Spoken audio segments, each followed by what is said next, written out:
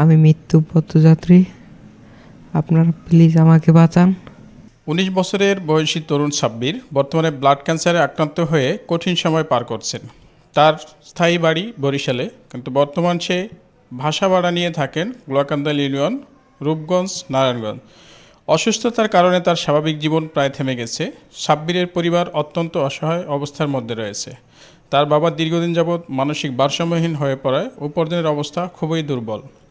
চিকিৎসকদের পরামর্শ অনুযায়ী দ্রুত ও নিয়মিত চিকিৎসা প্রয়োজন হলেও অর্থের অভাবে তা চালিয়ে যাওয়া কঠিন হয়ে পড়েছে। আমি টাকার জন্য চিকিৎসা করতে পারতাছি না, কেমন থেরাপি নিতে পারতেছি না, খাইতে পারতেছি না, অনেক ব্যথায় ভুগতেছি। আপনারা আমার সহযোগিতা করেন আমার চিকিৎসার জন্য, আগে আসেন।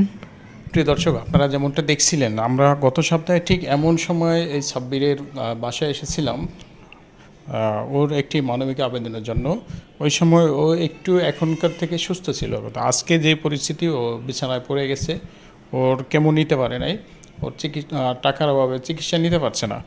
আপনাদের দয়াই একমাত্র ওর সম্বল। আপনাদের সাহায্য সহযোগিতা থাকলে ওর চিকিৎসা পাবে। 18 বছরের এই ছেলেটি আবারও ফিরে পাবে তার তাজা জীবন। আমি কি বলবো, আমার বলার ভাষা নাই।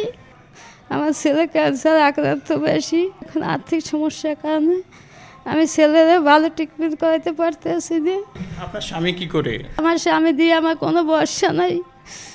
আমার স্বামী দিয়ে আমার 5 টাকাও আয় হয় না। এই যে আমি ছেলে নিয়ে পড়ে আছি মানুষের বাসায়, আমার স্বামী খোঁজ খবর পর্যন্ত নেয় না। অনেকে মানসিক সমস্যা নাকি ওরা? মানসিক সমস্যা তার অনেক। এই যে ছেলে এত আক্রান্ত, এসব কিছু মনেই করে না, সে কিছু বুঝতেই পারে না।